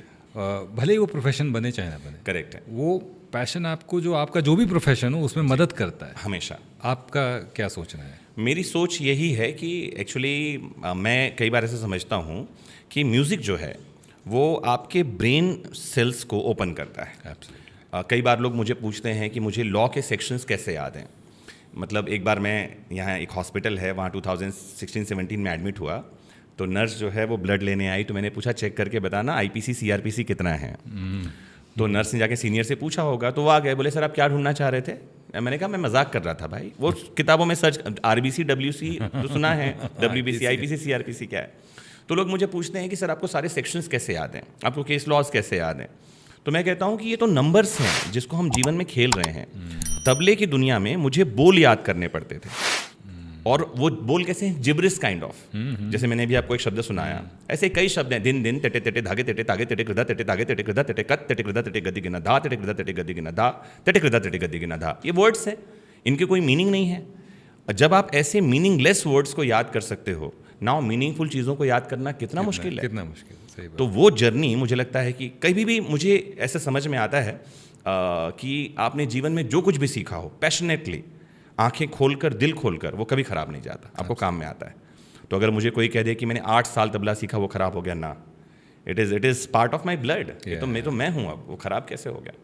वो ऐड कर रहा है कहीं ना कहीं, भले आपको पता चले चाहे ना। मुझे लगता है कि वो कहीं ना कहीं ऐड कर रहा है। आज हमने उसके बारे में बात की, ये भी ऐड कर रहा है। हमारा 5 मिनट का कंटेंट अगर उस 8 साल की मेहनत का निचोड़ है, तो मुझे लगता है बहुत बड़ा वर्थ है। आई थिंक आपको, आई एम श्योर, आपके जो भी अगर कभी स्ट्रेस होता होगा, तो संगीत आपको उससे निकलने में बिल्कुल बिल्कुल, दैट इज़ द की। मैं ज़्यादा अच्छा ये कहना चाहूँगा कि संगीत स्ट्रेस होने ही नहीं देता। हाँ, क्या बात, ये ज़्यादा अच्छा शब्द होगा। स्ट्रेस में पहुँचने की ज़रूरत ही नहीं, दैट इज़ लाइफ। आपके साथ बैठे हैं और कानून की बातें ना हो जी, तो ये वैसे भी गलत होगा जी। और दूसरा जो हमारा क्रिएटिव हेड है जी, वो हमें गोली मार देगा। कानून की जानकारी बहुत कम लोगों को है और उस चक्कर में डर के लोग बहुत। करेक्ट है। समस्या ये है कि कानून या राइट्स के बारे में बहुत बात करते हैं, हाँ, ड्यूटीज़ के बारे में भूल जाते हैं। बात नहीं करते, बिल्कुल सही बात है। जैसे कि right to freedom of expression, fundamental rights के बारे में लोग बात कर रहे हैं, ड्यूटीज जानना ही नहीं चाह रहे। और जैसे फ्रीडम ऑफ एक्सप्रेशन भी है तो उसमें एक रीजनेबल रिस्ट्रेंट का क्लॉज भी है। करेक्ट है, ऑलवेज देयर, पर वो नहीं बात करते, उस बारे में बात नहीं करेंगे। और फ्रीडम का मायने बाउंड्री के साथ ही आता है।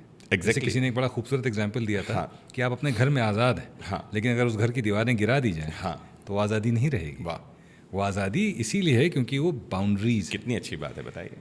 तो ये कानून की जानकारी एक अलग चीज़ है, एक होना बड़ा, पर अपनी भी तो सीमाएं लोगों को पता होनी चाहिए। इसका एक अच्छा एग्जांपल मैं कई बार लेता हूँ कि मान लो आपका एक कोई फ्रेंड है, हमारा कोई फ्रेंड है कॉमन, और हम सबको पता है कि right to choice of food is a fundamental right.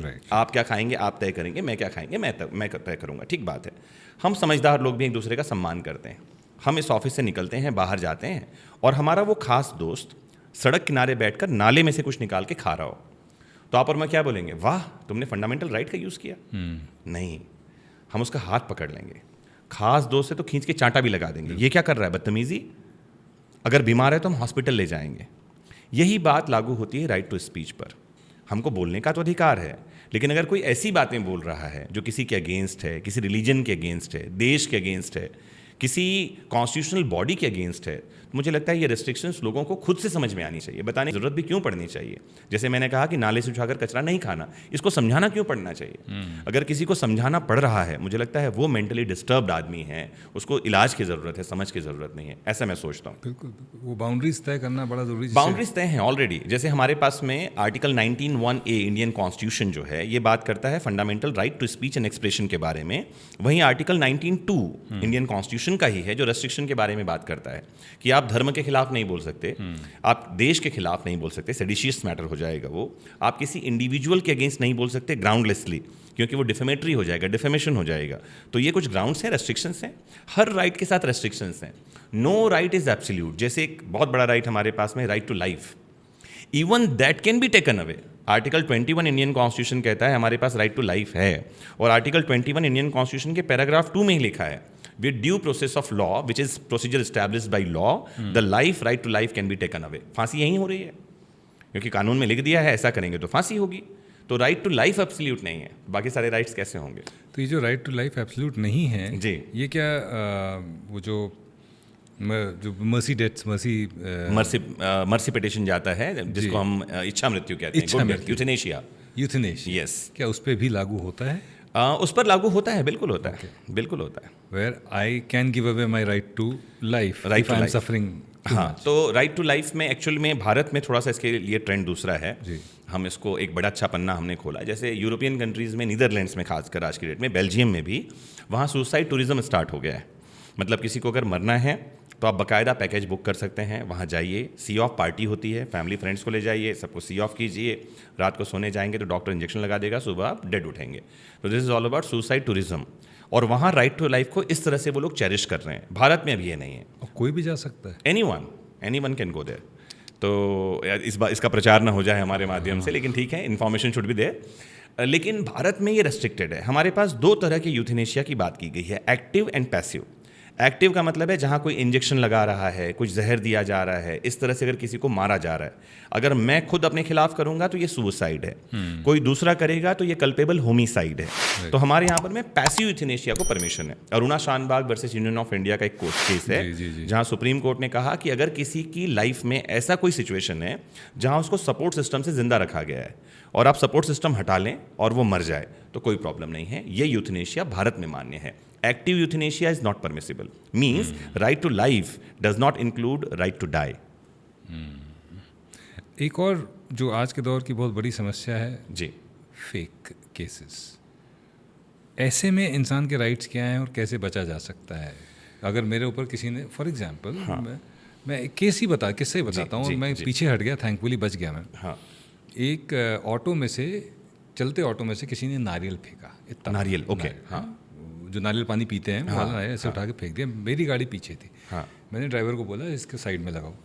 Side में लगाया उसने, मैंने विंडो रोल डाउन करी, देखा एक 25-26 साल की लेडी बैठी हुई थी, और मैंने उनसे कहा, अरे मैडम इतना भारी नारियल आप फेंक रही हैं, क्या है ये? How does it matter to you? Who are you to talk to me like this? फिर मैंने कुछ बोला, and then suddenly I realise something, और मैंने ड्राइवर से कहा चलो। मैंने कहा ये औरत अगर कल को कह दे ये आदमी मुझे हरास कर रहा था या छेड़ रहा था या मोलेस्ट कर रहा था, तो मेरे पास तो कोई रिकॉर्ड्स है ही नहीं प्रूव करने के लिए कि मैं नहीं कर रहा था। ऐसे में क्या कर सकता है इंसान? पहली बात तो ये है कि अगर हम मेल और फीमेल की बात करें तो law today is totally female oriented. Male के पास तो बहुत कम बचने के चांसेस हैं। एक जो बढ़िया बचने का चांसेस है हमेशा ही, that is call recording, video recording, mobile recording. 2014-15 का एक जजमेंट है, सुप्रीम कोर्ट का जजमेंट है, Tomaso Bruno versus State of UP का ये केस है। हुआ ये था कि इलाहाबाद में इटली से 3 दोस्त घूमने आए थे और एक मर्डर केस था। Tommaso Bruno was the main accused. हुआ ये कि उस पूरे मर्डर केस में पुलिस वालों ने, सुप्रीम कोर्ट ने ऑब्जर्व किया कि सीसीटीवी फुटेज प्रोड्यूस ही नहीं किया था। जो होटल का सीसीटीवी फुटेज था, जिससे पता चलता कि ये लोग कब बाहर गए, कब वापस आए, मर्डर के टाइम पर क्या कुछ हुआ था। CCTV footage is the, supreme court ने कहा, best evidence in any case. Earlier to this documentary evidence was the best evidence, मतलब प्रिंटेड होगा, लिखा हुआ होगा तो उसको बेस्ट माना जाता था। 2014-15 के सुप्रीम कोर्ट के जजमेंट ने एविडेंस की दुनिया को बदल दिया। Now video recording is the best evidence. ऐसी किसी भी जगह, जैसे मान लेते हैं अगर आप कार से लगातार चलते हैं तो डैशबोर्ड में जो कैमरा आता है वो लगवा लें, या अगर घर पर है कहीं पर में मोहल्ले में है तो वो सीसीटीवी कहीं भी काम में आएगा, वही एक प्रूफ है, अदरवाइज तो बचने के कोई चांसेस नहीं है। लॉ 200% वुमन ओरिएंटेड है। तो अगर इस केस में जी मैं गाड़ी में जा रहा हूँ, लेडी ऑटो में है जी, मान लीजिए मैं रिकॉर्ड भी कर रहा हूँ जी, तो क्या वो लीगल होगा? हाँ, आप उसको रिकॉर्ड नहीं कर रहे ना, आप तो सब कुछ रिकॉर्ड कर रहे हैं, आप उस पर्सन रिकॉर्ड कर ही नहीं रहे हैं। अगर आप उस पर्सन को रिकॉर्ड कर रहे हैं तो राइट टू प्राइवेसी ब्रीच हो रही है। हाँ, लेकिन अगर आप सब कुछ ही रिकॉर्ड कर रहे हैं तो कोई प्रॉब्लम नहीं है। Yes, you can do that. Okay. अपनी सेफ्टी के लिए आप कर रहे हैं, जहाँ कहीं भी जा रहे हैं। एक और बहुत ही ग्रे एरिया कहेंगे या पेन पॉइंट कह लीजिए। जी, अभी एक डिवोर्स हुआ युजवेंद्र चहल का अपनी वाइफ के साथ। जी, जी, बहुत सारे डिवोर्स केसेस आते रहते जी, हैं। जी, कई केसेस ऐसे आए हैं जहाँ पर डिवोर्स केस सेटल नहीं हो पाया, मर्दों ने सुसाइड कर लिया। करेक्ट है। अतुल सुभाष का एक मैटर अभी हाल फिलहाल ही गुजरा है। जी, ऐसे में क्या रिकॉर्ड्स, क्या करें कि इस तरह की सिचुएशन में जहाँ पर कि पता नहीं, मुझे पब्लिकली ये बात कहनी चाहिए, कई बार लेडी बिकम्स विंडिक्टिव। इस पर मैं एक बढ़िया बात कहना चाहता हूँ आपके चैनल के माध्यम से, क्योंकि मैं साइकोलॉजी का भी स्टूडेंट रहा हूँ। ओके। कैम्ब्रिज यूनिवर्सिटी की एक रिसर्च है कि दुनिया में किसी भी मेल और फीमेल के लिए बेस्ट एज ऑफ मैरिज कौन सी है, और आपको जानकर आश्चर्य होगा, कैम्ब्रिज की रिसर्च कहती है कि teen age is the best age. भारत में हम यही कर रहे थे, हमारे पास में टीन एज ही मैरिज की एज थी। यूरोपियंस बाहर से आए, फिर उन्होंने मैरिज एक्ट बनाया, मेजॉरिटी की एज तय की, पहले 14 साल तय की, फिर उसको 17 साल कर दी, फिर 18 साल हो गई, अब उसको 21 साल करने की प्लानिंग चल रही है। साइकोलॉजी कहती है कि एक लिमिट के बाद आप जब बड़े हो जाते हैं, मेंटली, फिजिकली, इकोनॉमिकली अगर आप साउंड हैं तो अपने जोन में आप दूसरे को अलाउ ही नहीं करेंगे। आज की डेट में जो सबसे बड़ी प्रॉब्लम है, शादी की एज बढ़ गई है। लड़का 28-30 साल से पहले शादी नहीं कर रहा, लड़की 25-30 साल से पहले शादी नहीं कर रही। मैक्सिमम लोग 25 से 30 के बीच में जो मैरिज में एंटर हो रहे हैं, 25 के पहले तो लगभग कोई नहीं कर रहा। अब ये वो एज है जहां आप दूसरे को अपने जोन में आने ही नहीं देना चाहते। आप हर चीज़ को देख रहे हैं जैसे the person is intruding in your personal life, अगर पूछ रहा है, कर रहा है। यहाँ पर में पैचअप होना थोड़ा सा टफ है। शायद ये एक रीज़न है बड़ा कि डिवोर्स की चीज़ें बढ़ रही हैं। दूसरी एक बात, मुझे एक मेरे मित्र ही पूछ रहे थे, बोले कि अरेंज मैरिज जो होता है वहाँ डिवोर्स कम दिखाई पड़ता है, लव मैरिज में डिवोर्स ज़्यादा दिखाई पड़ते हैं। तो मेरा उसको आंसर ये था, जो कि था लेकिन सही है, कि जिसने अपनी मर्जी से शादी ही नहीं करी वो तो क्या डिवोर्स देगा। तो लोग अपनी चॉइस से आगे बढ़ रहे हैं, उनको अपने इंडिविजुअल राइट्स पता है, अर्न कर रहे हैं, और इस तरह से चीज़ें हो रही हैं। प्रॉब्लम वहाँ हो जाती है जहाँ पर में कि शादी करने के बाद, शायद इंडिया में साइकोलॉजी ही ये है, दो पार्टनर्स बिना लड़े अलग ही नहीं हो रहे। हस्बैंड वाइफ, एक किरण जो है राव और आमिर खान जैसे लोग हैं जो बात करके सोशल मीडिया पे आ करके वीडियो बनाकर अलग हो जा रहे हैं कि हम अलग हो रहे हैं, और साथ में फिल्म भी बना रहे हैं। अदरवाइज दो लोग एक दूसरे पर एलिगेशन करके अलग हो रहे हैं। वाइफ प्रूव करना चाह रही है मैं सही हूँ, हस्बैंड गलत था, हस्बैंड प्रूव करना चाह रहा है मैं सही हूँ, वो गलत था, और यहाँ चीज़ें बहुत ख़राब हो जाती हैं। और लॉ विमेन के फेवर में है 200%, 1% नहीं। मतलब मैं तो आपको कुछ लॉ की जानकारी आपके इस चैनल से ही दे दूं। 2005 में एक लॉ आया है, उसका नाम है protection of women from domestic violence act. इस लॉ पर मेरा रिसर्च है, मेरी पीएचडी है, मेरा डॉक्टरेट इस पर ही है, और इसमें सेक्शन 3 है जो डोमेस्टिक वायलेंस को डिफाइन करता है। अब डोमेस्टिक वायलेंस का डेफिनेशन क्या है, देखिए, ये ज़माना चला गया जब हस्बैंड ने वाइफ पर हाथ उठाया, दैट इज़ लॉन्ग बैक, 100 साल पहले की कहानी है। लॉ कह रहा है if husband has ordered wife to perform certain task, it is a mental violence, mental cruelty. You cannot order your wife. She is not your servant. Supreme Court has said that. Means if you want a glass of water, you should ask कि प्रिय मैं लेने जा रहा हूँ, तुम्हारे लिए भी एक ग्लास ले आऊँ। या you can ask, may I have a glass of water, please? You cannot say एक ग्लास पानी लेकर आओ, 4 लोगों को और भी पिलाओ। She is not your servant. और ये बात बड़ी अच्छी बात है, खूबसूरत बात है। प्रॉब्लम ये है जब इसका नेगेटिव यूज हो जाए। प्रॉब्लम ये है जब इसको एज ए टूल यूज किया जा रहा है हस्बैंड के अगेंस्ट, वाइफ उसके भाई के अगेंस्ट, उसके मम्मी पापा के अगेंस्ट, तो ये प्रॉब्लमेटिक है। तो ये अति हो जाना खराब है, बाकी चीज़ें तो बहुत खूबसूरत है। तो क्या प्रीनप अग्रीमेंट जो होता है, जो इंडिया में नहीं इतना प्रेवलेंट है, क्या उसकी वैलिडिटी इंडिया में है, और क्या वो इन सब इस एक्रीमनी से, ये जो कर्कशता है, इससे बचा सकता है प्रीनप एग्रीमेंट? पहली बात तो ये है कि हिंदू धर्म में मैरिज इज अ संस्कार, राइट। और यहाँ हम दो लोगों को मिलते हुए नहीं देखते, दो लोगों के खानदानों को मिलाते हैं, उनके गोत्र को, उनकी नाड़ी को, इस तरह से मिलते हैं जैसे दो परिवार मिल रहा हो। हस्बैंड और वाइफ का ही रिश्ता नहीं होता, रिश्ता किसका हो रहा है? हस्बैंड की मम्मी का वाइफ की मम्मी से, हस्बैंड के पापा का वाइफ, ये सब आपस में रिश्ता बना रहे हैं, ये समधी हैं। तो कोई साढ़ू भाई होंगे, साढ़ू भाई समझते हैं आप? हाँ हाँ, दो लोग जो एक ही दुकान से लूटे गए। सो यहाँ पूरा खानदान एक दूसरे का रिश्तेदार बनता है। अब यहाँ पर मैं डिवोर्स जैसी बात के बारे में हम सोच ही नहीं सकते, एग्रीमेंट के बारे में हम सोच ही नहीं सकते। यही रीज़न था कि 1955 के पहले, आपको बता दूं, हिंदू धर्म में डिवोर्स नाम की चीज़ ही नहीं थी। तो 1955 में हिंदू मैरिज एक्ट आया, जिसमें पहली बार डिवोर्स के राइट्स दिए गए। अदरवाइज दो लोग जुड़ेंगे तो डिवोर्स होगा, खानदान जुड़ा हुआ है, समधी समधी एक दूसरे को कैसे छोड़ेंगे?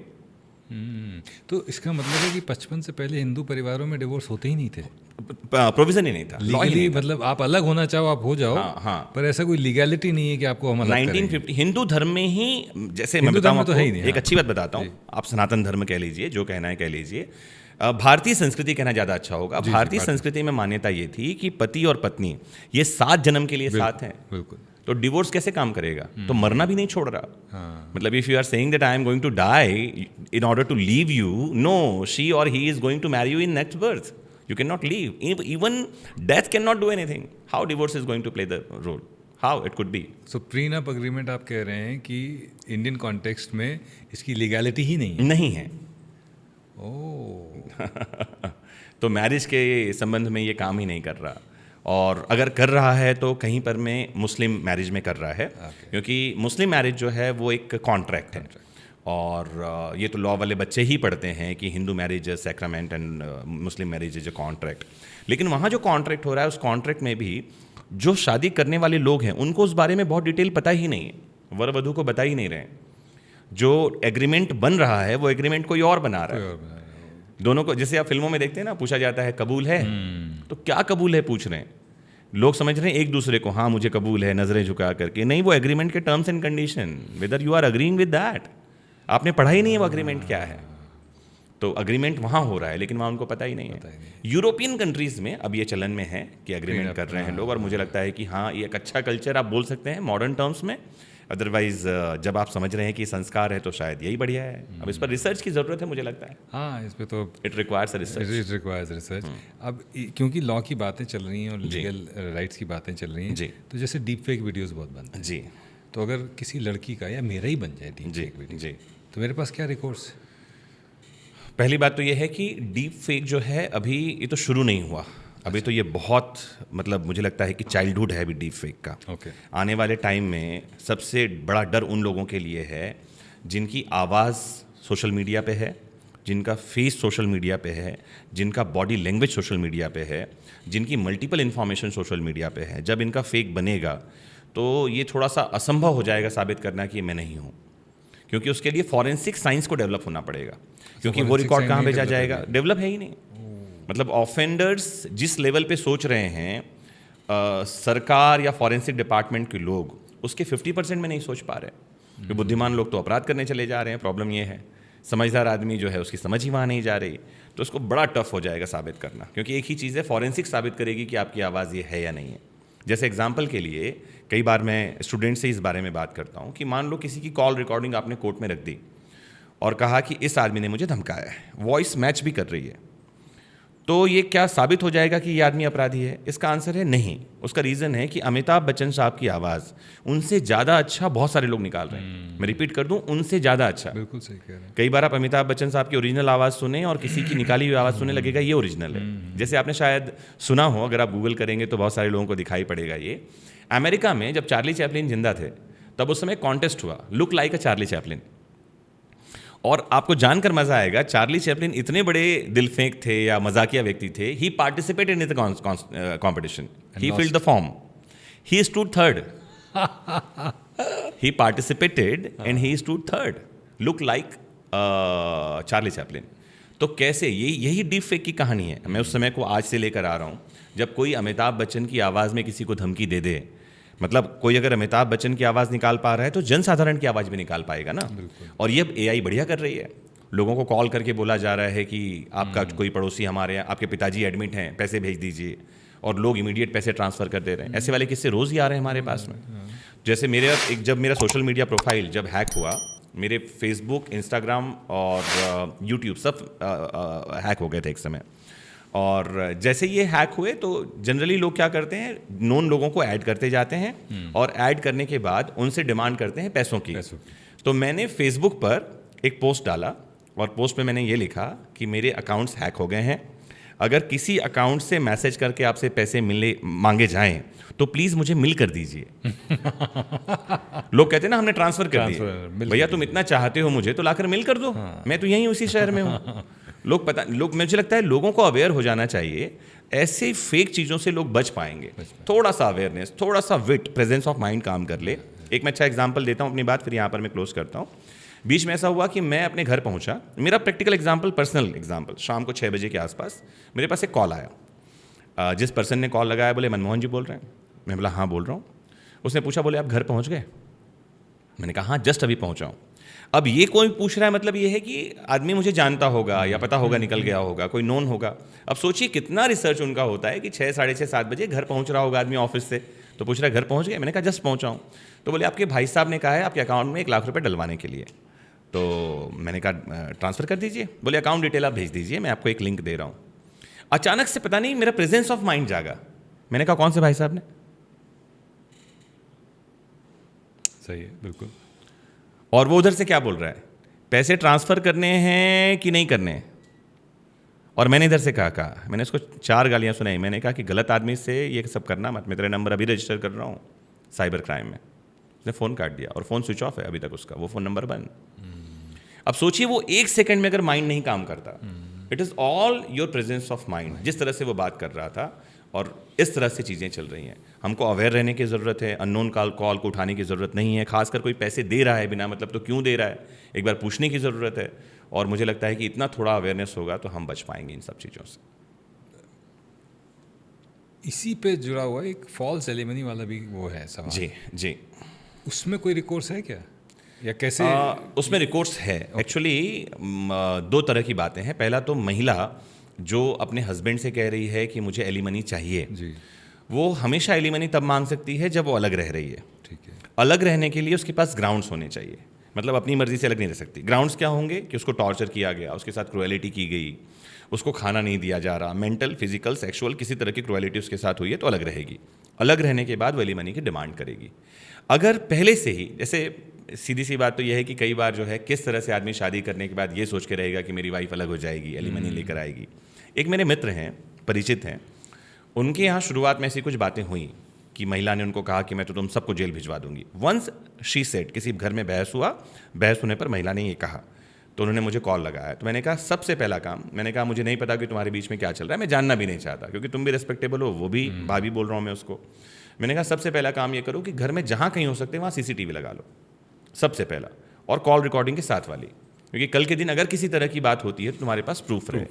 और आपको जानकर आश्चर्य होगा, एक दिन लेडी ने क्या किया, खुद अपने हाथ को काटा चाकू से, थाने पहुंच गई और किचन में CCTV था, उसको पता नहीं था। तो ये उसके पास एक बचाव था, एक रिकोर्स था। लेकिन कई बार अगर ये चीज़ें पहली बार में हो जाए तो आदमी के पास कोई रिकोर्स नहीं है। रीज़न ये है कि महिला ने जो कहा है कोर्ट उसको सही मानता है, उसको साबित करने की ज़रूरत नहीं है। सबसे बड़ी खतरनाक बात यह है, she requires no proof at all, her statement is the proof. वो शिवगामी देवी ने कहा ना, मेरा वचन ही मेरा शासन है, तो महिला का स्टेटमेंट ही सबूत है। और एक बात मैं और कह दूं, आपकी सत्ता लुटवाने के लिए वो इनफ है बेसिकली। हाँ, लेकिन इस बारे में मैं ऐसा कह दूं, थोड़ा सा महिलाओं के फेवर में एक बात बोल दूं कि महिलाएं लगातार लंबे समय तक प्रताड़ित होती रहीं, टॉर्चर होती रहीं। ठीक है, हो सकता है कि भारत के कम जगहों पर होती रही होंगी, लेकिन होती रहीं। ये इतिहास है, हमने समझा है, जाना है, देखा है। अब न्यूटन का एक लॉ है, 3rd लॉ ऑफ न्यूटन, वो कहता है हर एक्शन के अगेंस्ट और इक्वल रिएक्शन होगा। बिल्कुल। तो मुझे लगता है अब ये अगेंस्ट और इक्वल रिएक्शन हो रहा है। अगर आप इंडियन पीनल कोड उठाकर पढ़ें, 1860 में आया और अभी आप 2023 तक निकाल कर देखें तो मैक्सिमम जो केसेस हैं मर्डर वाले, आपको जानकर आश्चर्य होगा, मैक्सिमम मतलब 100 मर्डर के केस रिकॉर्ड हुए हैं, उसमें 90 होंगे जहां हस्बैंड ने वाइफ का मर्डर किया है। आप सोचिए। और अब मर्डर क्यों कर दिया? किसी बात पर मर्डर कर दिया। एक केस इंदौर का ये केस है जहाँ पर मैं एक आदमी जो है अपने घर पहुँचा वाइफ को पूछा खाने में क्या बना है, तो इन जनरल वाइफ ने चिड़चिड़ होते हुए कहा होगा सुबह शाम खाना चाहिए, जाके देखो कुकर में क्या रखा है, क्या बन रहा है। उसने कुकर उठाकर सिर पर दे मारा, she died out of nothing. मतलब ये कोई मारने मरने की बात थी? नहीं थी मारने मरने की बात। तो मुझे लगता है कि फैमिली वैल्यूज़ को बढ़ावा देना चाहिए, थोड़ा सा स्पिरिचुअलिटी की तरफ कनेक्ट होंगे और मटेरियलिस्टिक अप्रोच से दूर जाएंगे तो शायद ऐसे अपराध देखने के लिए नहीं मिलेंगे। स्पिरिचुअलिटी की बात करी आपने जी। What makes you spiritual? क्या चीज़ें हैं, क्या कुछ लिटरेचर है जो आप पढ़ते हैं? हाँ, पढ़ना तो मुझे बहुत पसंद है और दुनिया एक बहुत अच्छी किताब को पढ़ रही है, समझ कितना रही है मुझे नहीं पता, वो है भगवत गीता। अगर आप भगवत गीता पढ़ें तो थोड़ा सा मन में, मतलब क्योंकि भगवत गीता में सभी तरह के सारे दर्शन का सार है। कहा गया है कि सर्वोपनिषदो गावः दुग्धा गोपाल नंदनः, जितने 108 उपनिषद हैं उनका सार पूरा जो है वो गीता में आ गया है। तो स्पिरिचुअल होने के लिए शायद फैमिली, पापा हमारे स्पिरिचुअल रहे हैं और घर में ही थोड़ा सा माहौल ऐसा था। दादी जो है उपनिषद और गीता रामायण जैसी किताबें पढ़ना पसंद करती थी। फिर बचपन हमारा, हम 90s 80s के किड हैं तो हमारे सामने ही महाभारत और रामायण पैदा हुए टीवी पर, टेलीविज़न वाले, और हम उनको ही देखते हुए बड़े हुए, तो हमारे वैल्यूज़ उससे ही निकल कर आते हैं। तो मुझे कुछ चीज़ें बहुत फैसिनेट करती हैं, जैसे कि कृष्ण की जो बातें हैं वो मुझे बहुत फैसिनेट करती हैं, बहुत कमाल। क्योंकि कृष्ण जब गीता में कहते हैं यदा यदा ही धर्मस्य ग्लानिर्भवति भारत अभ्युत्थानमधर्मत्, तो वो जो कह रहे हैं तदात्मानं सृजाम्यहम् परित्राणाय साधूनां विनाशाय च दुष्कृताम, तो वो सिर्फ साधुओं के परित्राण की बात नहीं कर रहे हैं, विनाशाय च दुष्कृताम भी बात कर रहे हैं। धर्म संस्थापनार्थाय, धर्म की संस्थापना के लिए संभवामि युगे युगे। तो कृष्ण की देशनाएं बड़ी कमाल हैं और राम का जीवन बड़ा फैसिनेट करता है। मतलब जीवन में कभी भी कोई, मैं कई बार अपने स्टूडेंट से भी कहता हूँ, मान लो आपका कोई लॉस हो गया, कई बार स्टूडेंट ऐसे होते हैं एग्जाम में फेल नहीं हुए, पास नहीं हुए, फेल हो गए, तो आकर रोने लगते हैं कि इस एग्ज़ाम नहीं निकल पाया। कई बार ऐसे भी लोग होते हैं स्टूडेंट जो किसी एग्ज़ाम में अच्छे परसेंटेज नहीं बने तो रो रहे होते हैं। कई बार ऐसे होते हैं जो बड़ा पद नहीं मिला तो रो रहे होते हैं, मतलब पद तो मिला है, बड़ा वाला नहीं मिला। IAS नहीं बन गया, IPS बन पाया तो वो रो रहा है कि मुझे IAS नहीं मिला। डेप्यूटी कलेक्टर नहीं मिला, DSP मिल गया तो वो रो रहा है कि मुझे DC नहीं मिला। तो मैं कई बार स्टूडेंट से कहता हूँ कि एक आदमी का जीवन सोचिए कैसा हो कि पूरे भारत भर में घोषणा हो गई है कि कल ये व्यक्ति राजा बनने वाला है, पूरे भारत भर में नगर सजा दिया गया है और सुबह जो है वो राज्याभिषेक होने वाला है, पत्नी के साथ वो सिंहासन पर बैठने वाले हैं और पिता ये कहते हैं कि तुमको जंगल जाना है, वन। मतलब वो अगला, उसके पास एग्जाम का भी चांस नहीं है कि अगले एग्जाम में मैं DC बन जाऊंगा। कहाँ जाना है? वन। और वन भी कैसा, वहाँ कोई रिजॉर्ट नहीं है, वहाँ शेर भालू चीते राक्षस मिलेंगे, शूर्पणखा मिलने वाली है वहाँ पर में। और ये क्या कह रहे हैं? जी पिताजी। इन्होंने प्रश्न भी नहीं पूछा। तो वो जो, अगर आप उस जीवन को समझ लें, बाप रे बाप, तो मुझे लगता है कि जीवन की सारी समस्याएं बहुत छोटी मालूम पड़ने लगती हैं, बहुत छोटी। और पत्नी का जीवन कैसा? सीता ने कहा कि बोले मैं भी साथ चलूंगी, और राम पूछ रहे हैं तुम जाके क्या करोगी? तो वो क्या कहती हैं? अग्रगस्ये गमिष्यामि, आगे आगे चलूंगी, और जो कंटक आएंगे सामने उनको मलते चलूंगी, उनको हटाते चलूंगी। कांटे जो आएंगे, पत्थर आएंगे ना, उनको हटाऊंगी, आगे आगे चलूंगी, तुम्हारे जीवन के कांटे हटाऊंगी। तो माता सीता का जीवन, श्री राम का जीवन, लक्ष्मण का जीवन, मतलब ये जो है ये स्पिरिचुअल, मुझे लगता है कि आपको किसी भी समस्या से उबारने के लिए पर्याप्त है। एक बार पढ़ लीजिए और मोटिवेशन आ जाता है कि वो वन जाकर रह लिए, हमको तो वन तो नहीं जाना, कम से कम कितना भी नुकसान हो जाए। आज आपने शेयर मार्केट में पैसे लगाए 50 लाख रुपए, कल वो 20 लाख रुपए हो गए हैं, तो 20 लाख। आपको कल जंगल तो नहीं जाना, रावण से तो नहीं लड़ना, फिर किस बात का टेंशन है? तो राम का जीवन टेंशन मुक्त करता है और कृष्ण का जीवन, जीवन कैसे जीना है ये सिखाता है। और इन दोनों के जीवन को अगर आप जान लें तो मुझे लगता है आप किसी भी धर्म समाज संप्रदाय से हों, आपको मोटिवेशन के लिए कोई और नहीं चाहिए। यू आर सेल्फ मोटिवेटेड, और जीवन का कोई सा भी संग्राम है आप उसे जीत सकते हैं। क्या बात है।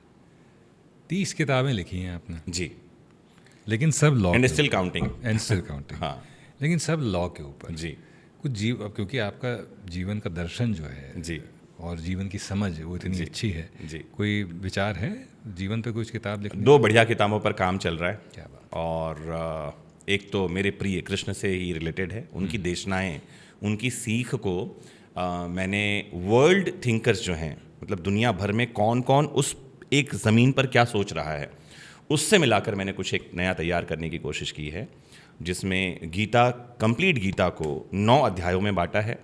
हर एक चैप्टर 9 सब चैप्टर्स में है, तो हर एक चैप्टर का नाम दिया है डिस्कोर्स। और हर डिस्कोर्स में चैप्टर्स हैं। तो 9 चैप्टर्स, 9 में से 9 सब चैप्टर्स, और हर 9 चैप्टर्स में 9 तरह की बातें हैं, जिसमें कुछ श्लोक हैं, फिर कुछ स्टोरीज़ हैं। उस स्टोरी को कनेक्ट कर रहा हूँ मैं वर्ल्ड थिंकर से, दुनिया भर में कौन क्या सोच रहा है उस ज़मीन पर, और इसको लेकर कुछ अभी लिखा है जो बहुत जल्दी ही शक्ल लेगा। और अगर आप अनुमति दें तो मैं इसको आपके साथ लॉन्च करना चाहूँगा आपके प्लेटफॉर्म पर। बताइए, मैं बोलने ही वाला था कि देखिए किसी और से मत लॉन्च करवा लीजिएगा। तो ये तय हो गया आज, हम प्लान करेंगे, ये तय हो गया कि साहब सर की किताब मैं लॉन्च कर रहा हूँ। हाँ, तो हम लॉन्च करेंगे और उस बुक के एसेंस पर हम ज़रूर बात करेंगे। अरे वाह। मुझे लगता है that is the thing which everyone should learn, everyone should understand, and not only understand, everyone should meditate upon. तो उसमें वो सब कुछ है जो हर किसी को जानना चाहिए अबाउट लाइफ। ज़िंदगी, कानून, जी आपकी ज़िंदगी, इतनी सारी बातें होंगी, बातें अभी भी बहुत बची, जी, लेकिन बचा के रखते हैं, ज़रूरी है। बचा के रखते हैं ताकि अगली बार जब मिलें जी, तो जैसे विनोद दुआ जी कहते थे ना कि इस उम्मीद के साथ कि हमारा आने वाला कल हमारे आज से बेहतर होगा। वाह, क्या बढ़िया हमसे बात है, बताइए। संवाद करने के लिए बहुत बहुत धन्यवाद। वाह, तो आपने मुझे इस लायक समझा कि मैं आपसे बात कर सकूं, इसके लिए मैं आपके प्रति, आपकी टीम के प्रति धन्यवाद व्यक्त करना चाहता हूं, और उम्मीद करता हूं कि ये बातें इसी तरह से जारी रहें और प्रेम जो है वो कल परसों नरसों बढ़ता रहे। देखिए, मतलब आप भाभी तो हैं ही, जी पर जब तक मृदुल हैं जी, प्रेम बढ़ता ही जाएगा। टचवुड। मृदुल इनके बेटे का नाम है, और अगर कोई असल में रॉक स्टार है तो उनका बेटा है। सो अभी मौका मिला तो उनसे भी मिलवाया जाएगा। अरे ज़रूर ज़रूर ज़रूर। बहुत ही आत्मीय, बहुत ही प्रेमी है जी, शायद वो आपके ही संस्कार है। Thank you very much. संवाद करने के लिए बहुत बहुत धन्यवाद। Thank you very much. Thank you. Thank you.